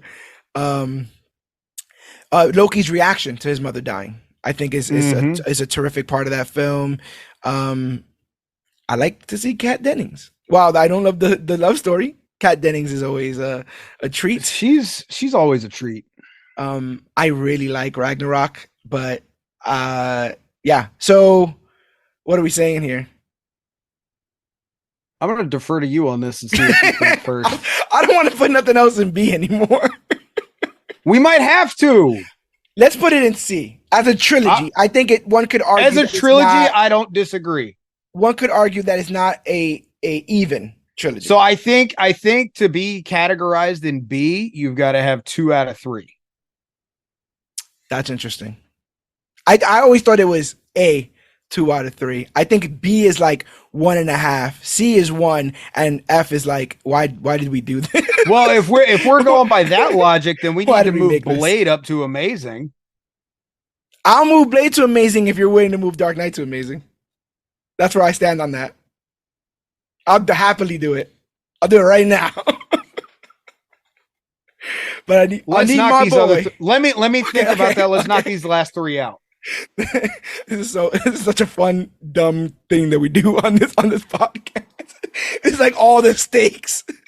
All the stakes are here. Okay. Bro, I got no feeling for this trilogy, even though I love the character. The MCU Spider-Man trilogy. I love No Way Home. I'm gonna take this one. Go ahead, brother. I'm putting it in amazing, and here's why. The first Spider-Man movie is basically an Iron Man movie. Okay. Spider-Man Homecoming is basically an Iron Man movie. And that's why you think it's amazing? If Spider-Man Homecoming was not basically an Iron Man movie, it was not driven by Iron Man, then this trilogy would be perfect for me. I would like to have a discussion with you, sir. Let's have a discussion. What are your thoughts? Do you really like Far From Home that much? I really enjoyed it. I think it's entertaining, but I didn't like that was what we got with Mysterio. Yeah.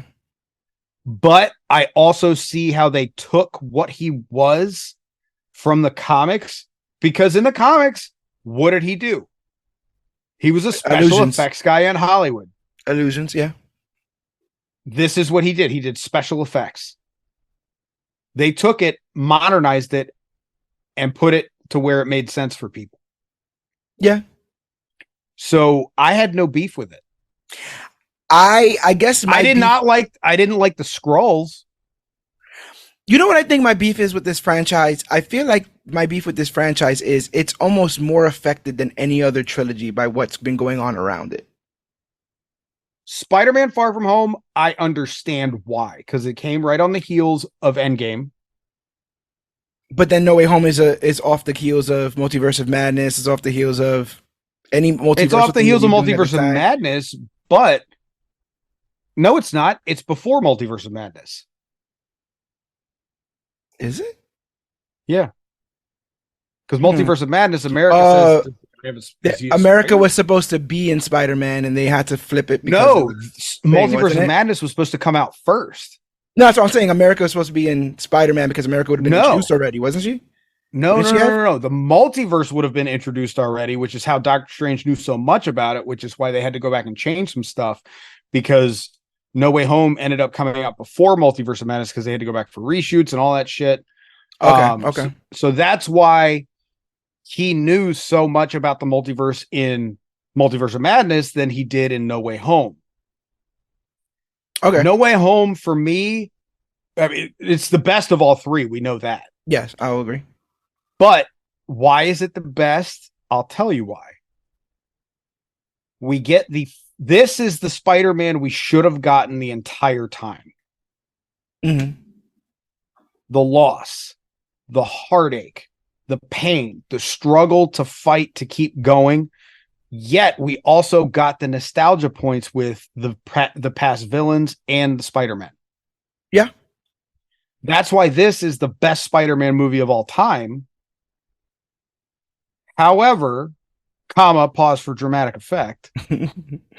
The first two are great movies. That's why I categorize this as amazing. It's just, to me, this trilogy, telling the story they wanted to tell, they did it. It's just the first one was driven by Iron Man completely. The second one needed to be driven by Iron Man because that was his mentor. And I guess that's my argument, is that it doesn't really feel like the protagonist is moving the events of the series more so than managing to survive the the snow globe being shaken up. You know? Yeah. Would I want to deduct a quarter point for having that Venom post-credit scene in No Way Home? I don't know what that would put the score to, but I would like that put on the record, sir. That's fine. Venom, you can deduct. I'm still sticking to amazing, because if you look at this trilogy compared to everything we have in Damn Good, it's better than half of what's in there. I think it's interesting that you think the MCU Spider-Man trilogy is better than the Raimi Spider-Man trilogy. I think it's interesting. But I think that the third MCU film ekes out right above Spider-Man 2, in my opinion. That's my opinion of. I think that No Way Home is better than Spider-Man 2, but the top Spider-Man movie of all time is Into the Spider-Verse. Yeah, but that's not on here. So what are we talking about? 100%. So I would say that, but I can't give No Way Home, even though No Way Home is the best of all 6 of these Spider-Man films on this list, in my opinion, I think the next 2 drop lower than Spider-Man 1 and Spider-Man 2. Really? Yeah. I think Defoe is better than Mysterio, and I think that Octopus is better than Vulture. Oh. Yeah. Well, ultimately because, they both turned good at the end, huh? See, I liked how Keaton's character stayed bad the whole way through. Yeah, and he went to jail. He's supposed to start a Sinister Six, but now he's in Venom's universe. Yeah, what the fuck? So I see this is, you know what? you just made a good argument for me. Mm-hmm. And this is cliche, but you made a good argument to put both Spider-Man trilogies in the same category. Mm-hmm. And I'll do a 1-for-1 with you. We'll bump up Raimi if we put MCUs up there. How's that look? Looks good. Looking good. You seem to have a lot of thoughts on our next trilogy. All right, so is this a one with just one? is this one with just one? How do you feel about the Wolverine? Because we're talking about the Wolverine. See, we're going to talk the Wolverine trilogy, and I'm going to start off with the bad origins. X-Men Origins Wolverine. Yeah, absolute dog shit. Dog shit. Yeah. You know what I loved about this movie? The leak when it came out? 3 things. I like 3 things about this movie. The pre-CGI leak when it came out and it showed all the special the movie without the special effects. God, that was so bad. Yeah, it was pretty terrible. I liked 4 things about this movie. Cuckoo Kachu? Cuckoo Khan. Yeah, call it. Go ahead. Liev Schreiber as Sabretooth. I'll give you that. Fan-fucking-tastic. They should have kept him on the payroll, and he should be Sabretooth through the entire MCU. Taylor Kitsch as Gambit. Yeah. Fantastic. I really wish we got fucking more of them. Mm-hmm. Seeing Patrick Stewart as Professor X at the end. That was nice. A little wonky on the age effects, but wonky, but we got continuity. Mm-hmm. Ryan Reynolds portraying Wade Wilson as Deadpool before they sewed his mouth shut. Yeah. I did not like him as Deadpool. I did not like that at all, but I liked him as Wade Wilson because that was what we wanted for that character. Did you like that Wade Wilson more than Hannibal King? 100%. Interesting. Just curious. I don't think this is a right or wrong answer. I just feel like they're very similar. They're both Ryan Reynolds. And they both have a sword. It's Ryan Reynolds as sword. Ryan Reynolds is playing himself in these roles now. Yeah. That's all it is. That's what they're hiring for too. They want him to play himself. But it's 50-50 to be honest. Because one, you have him the PG-13 version. Right. You have Van Wilder as Wade Wilson. Mm-hmm. But then you have the more explicit, violent version in Blade Trinity. Right.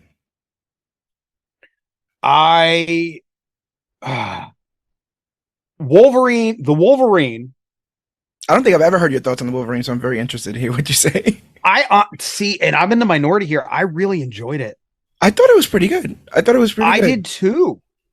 I wish it had a better. I would have had a better jumping off. Yeah, for sure. Yeah, I really enjoyed it. I thought it was great. I'm really still fucking butthurt we didn't get to see him in the yellow suit. Yeah, that really chaps my ass a bit. I just there's the way for me what kills this movie is the way they portrayed the Silver Samurai. Okay, that big mecha. Yeah, that was fucking like that. You had it was Japanese Krang. Yeah. That's what it was. Yeah.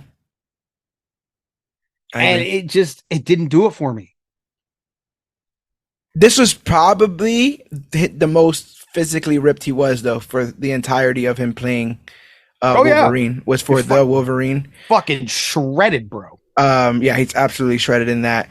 One more thing I'll add to good. If we're making a very small list of good things in Origins, I almost know you're going to agree with me on this, but the entire movie should have been the credit sequence for this film, which was Sabretooth and Wolverine fighting wars through history.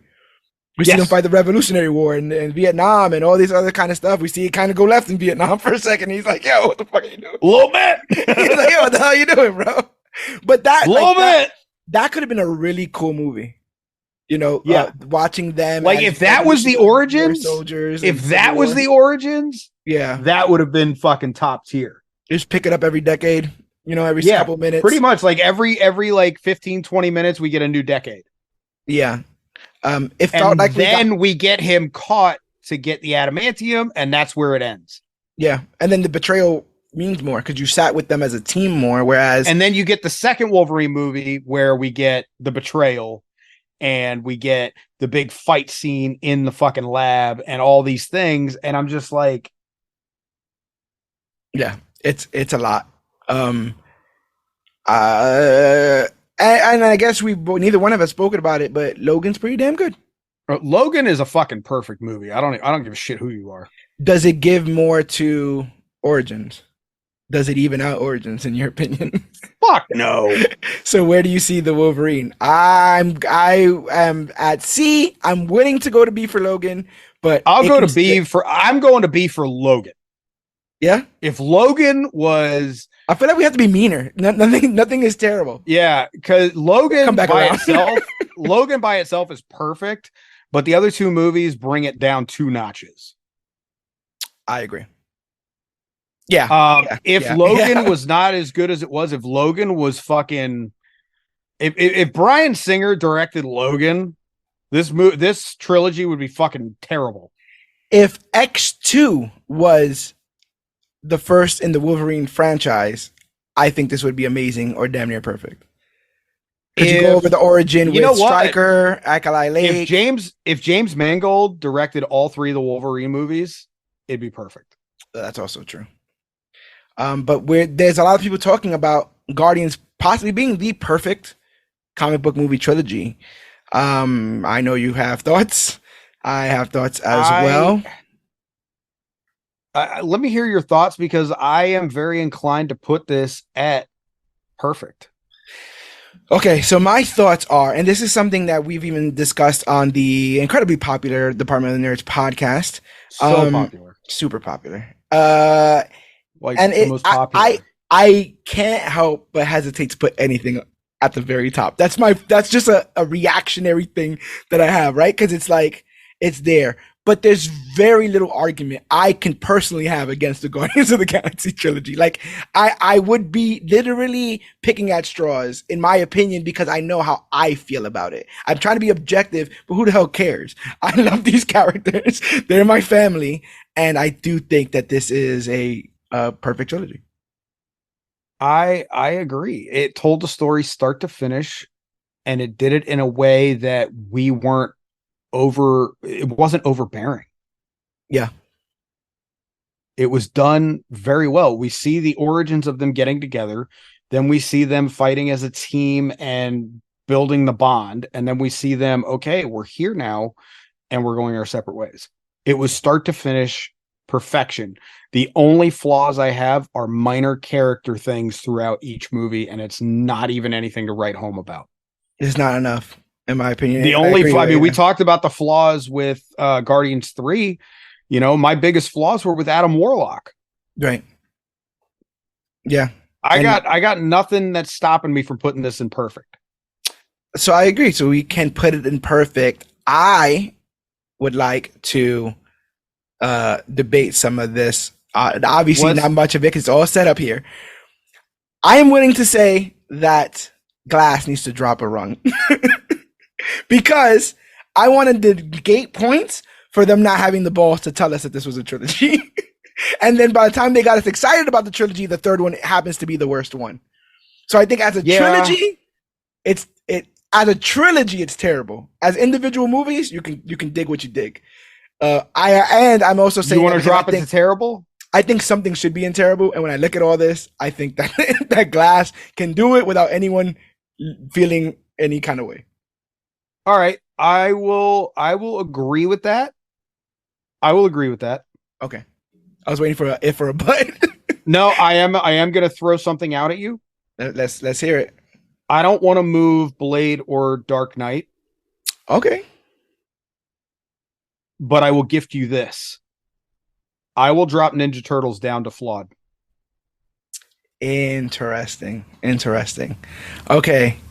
So I think for the most part, we're set with everything in CF, S, and A. Does everything in B, do you think everything in B is of equal measure? No. No. Is it because and here's why. Because when I look at the last two, yeah, the three ahead of it are so much fucking better than them. Are you willing to put either one of those last two in flawed? Because it starts. I'll put the X-Men trilogy in flawed. More flawed than the Wolverine trilogy? Logan is that good that I can't move it. I actually can argue that. I feel good there. I think here we're good. This feels good. The Dark Knight thing hurts a little bit. Hurts a little bit. Yeah, but looking at Iron Man's name there, it stings too because Iron Man 1 was that good. See now I kind of want to bump Iron Man up. Because if you go back and look as a trilogy, it's actually not bad. But it feels like he's just yada-yadaing through a lot of it because he doesn't end any of his real issues until Civil War and Endgame. Yeah. You know what we need to do? We need to rank these trilogies by individual movies. Oh, that'd be, yeah. I'm super down for that. I think that would be a good fucking show. Do you think that the Iron Man and Blade trilogies are equal in excellence? Yes. Okay. Yes. Because Iron Man's got about 1.5 to 2 out of 3. Blade has 2 out of 3 for sure. Interesting. But you also got to think when these were made. Blade was made without the technology and the top tier writing that we got with the Iron Man. Does Hans Zimmer buy any points in this in this debate? No. Dark Knight has one of the best soundtracks of any comic book movie of all time. Okay, I'll do you one. I'll trade you. What? Raimi trilogy for Dark Knight. I'll do it. But again, it's because I think it's damn near perfect. But I'm willing to take what you've said about it into consideration because I do think that the first and the third have incredibly weak parts to get it built to the mountain that is the second. You know, I'm willing to. I can see that. And then just to make me feel better visually. You know what I'm saying? Jesus. And then it's literally the same. Jesus. I'm actually surprised Blade got on as high as it did, but you made some excellent points. I do think that as a front runner, it deserves to go up there. 3 is damn near awesome. Now, if we're ranking these, ranking these in each category now, yeah, that would be. Do we want to do that? I can't pick between Guardians and Cap. Well, I'm leaving that alone. We're just going based on the order we rank those. But okay. I'm talking more about the damn good category. Okay, a damn good category. Okay, ladies and gentlemen who can't see it currently, the damn good category has Blade trilogy, the Iron Man trilogy, the Raimi Spider-Man trilogy, and the Wolverine trilogy. I would go rank those. I would go Iron Man, Spider-Man, Blade, Wolverine. Interesting. Nah, I see what you did. Go ahead and flip those two. Then you say, you said Iron Man, Spider-Man? Yeah. I went like this and it didn't take. Trying to pull a fast one on me. Fast. So fast. Yeah. So currently as it stands, at the F tier is the Unbreakable trilogy. At the flawed tier is the Thor, Ninja Turtles, and X-Men OG trilogy. At the damn good is Iron Man, Spider-Man, Blade, and Wolverine, which, you know, even Blade and Spider-Man are of the time, of the same similar time. Yeah. You know, they were trying to get their footing. Amazing, no pun intended, because Amazing Spider-Man, you know, got the MCU Spider-Man series and the Dark Knight, but imperfect is Cap and Guardians of the Galaxy. Does this visually look bad to you at all? This visually looks way more pleasing than it did earlier. I agree. Now I'm still kind of a little butthurt about the Dark Knight trilogy, but I am comfortable with this. I am satisfied. Does it make you feel any better that it is almost critically acclaimed to be one of the best trilogies of all time? No. That doesn't hurt you a little bit, but that some of the fans might be happy that it's at the tier? Not at all, because the reason we do this is because we have our own objective opinions. Oh, 100%. And our likes and dislikes are all objective. Whether we agree with other people or not, that is irrelevant. This is all objective.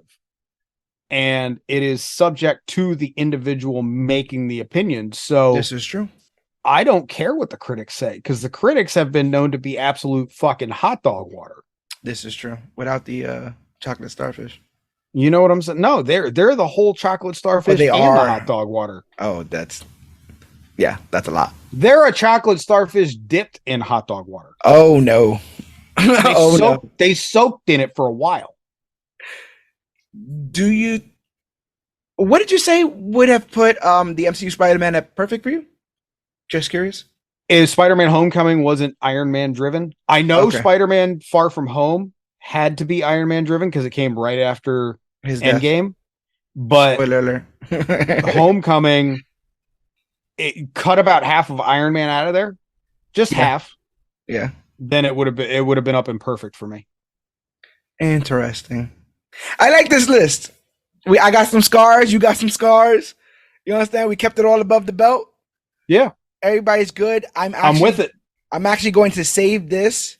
Download this. Save image, it. Because I will be posting it tomorrow as part of Comic Book Clique, so people can know. I'm gonna just post it, let everyone have their feelings about it, and then post the podcast link underneath and be like, see how we got here. You know, see how we made this. There we go. Because I'm ready for the masses to be mad at me, and I don't fucking care. You hear that? You hear that, everybody? He doesn't give a damn. But you can't tell me shit. You ain't gonna do. We'll be back. So an absolute well done, sir. I believe this is your first tier factor, and I think you fought valiantly. You stood on the grounds that you wanted to stand on while being respectful. So I sure did. Touche. An absolute fun time. And I guess we've decided that everyone was right. The Guardians was perfect. So we just had to talk about it for 2 hours, and that's it. We figured it out. But hopefully we'll talk about more and more trilogies as they keep pumping this stuff out. Hopefully we'll be talking about all of these franchises and more as Comic Book Clique continues to go on to the future to talk about all the latest and greatest things to come to comic books and comic book media. A lot of these films, I know Blade, I know anything MCU post 2017 have been covered individually as part of the Major Issues podcast, which you can find at ComicBookClique.com. You can also find the Major Issues podcast wherever podcasts are found. That's Podbean, Stitcher, Podcast Addict, the Apple Podcast app, Spotify, Google Podcasts. Facebook had a podcast system, but they dumped it. But literally Google the Major Issues podcast and we'll be the first ones to pop right up. I'm very proud of that. Everything that we do is available at comicbookclique.com. We write articles there. Our merchandise is available there, which is one way that you can support us. Paying some money for some dope designs designed by me, and they're one of a kind. So you guys get a piece of merchandise, and then we get a kickback at our TeePublic store. If you go to comicbookclique.com and hit that shop Comic Book Clique button. But you can also hit that support CBC button. It'll take you to our Patreon for as little as $3 a month, 10 cents a day. You can help support us, keep the lights on here, and afford the hardware and the software that we need to keep providing you guys free content across everything that we're on. We're on Facebook.com/comicbookclique. We're at Instagram at comicbookclique. We use the hashtag ComicBookClique to talk about the newest, hottest, latest, and greatest things to come to comic books and comic book media. We're at Major Issue CBC on Twitter, and we're also at Major Issue CBC on Twitch, and possibly at Major Issue CBC on Kick sometime soon. Be on the lookout, because that announcement might be coming soon. But yeah, we're available at all of those places. Like I said, if you want to help us out, you can buy merch. You can join our Patreon. But if you want to do something for free, go to iTunes and rate this very podcast. Don't rate it because Dave hates the Dark Knight trilogy. Rate it on. Rate it because of that. Rate it on the pure enjoyment you get from hearing two men argue about people in tights, because we won't stop anytime soon. So make sure that you get won't stop. Make sure you get on the bandwagon before the bandwagon gets full. Dave, I know you have some stuff to plug. Yes, come follow me on Twitter, Instagram, TikTok, and kick.com. Just go to your search bars on those 4 locations and type in The Ball Pit 1, TheBallPit, and the number 1. You'll find me there. I stream multiple times a week on kick.com. I post tweets every so often. I'm learning how the tweeter machine works. Instagram gets a couple things here and there. TikTok gets a few things here and there. Just come follow me if you want to check some stuff out. Fun little fact. We are doing a giveaway over on the Ball Pit, and you'll have to tune in to find out what it's about. Hey, check it out. Look, you can win something, people. Not only get entertained, but you can win a giveaway if you're following all things the Ball Pit 1. And if there's any apprehension, if there's any doubts, have you guys ever seen a ball pit? The only thing you got to do is dive right in. Dive right into the Ball Pit across all social media and all streaming services. And like I said, we do our thing across all social media as well. Just look for ComicBookClique everywhere. I've been to the future where the Ball Pit and all of its subsidiaries and ComicBookClique have these amazing towers where we're 130 floors. We're running the damn world. It's happened in the future. I've seen this. I can't tell you how we do it. It will mess up the timeline. And next thing you know, Black Adam has a trilogy. And no one wants to see that. No one wants to see that. The Man in Black says, let's just leave that where that's at.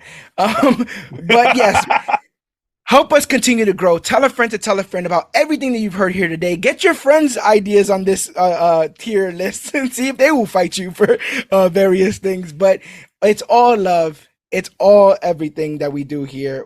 I love being a part of this, and I love having you on, Dave. But it's been a pleasure. But my name is George Serrano, aka The Don. I am Dave, aka The Ball Pit. And this has been Tier Factor, best comic book movie trilogies. And remember, whether you're a daywalker, a super soldier, a genius billionaire, playboy, philanthropist, a hero in a half shell, or your bones are made of glass? Like what that? Just remember that we are the Clique. And always remember, even if your bones are made of glass, that you, yes, you, are worthy.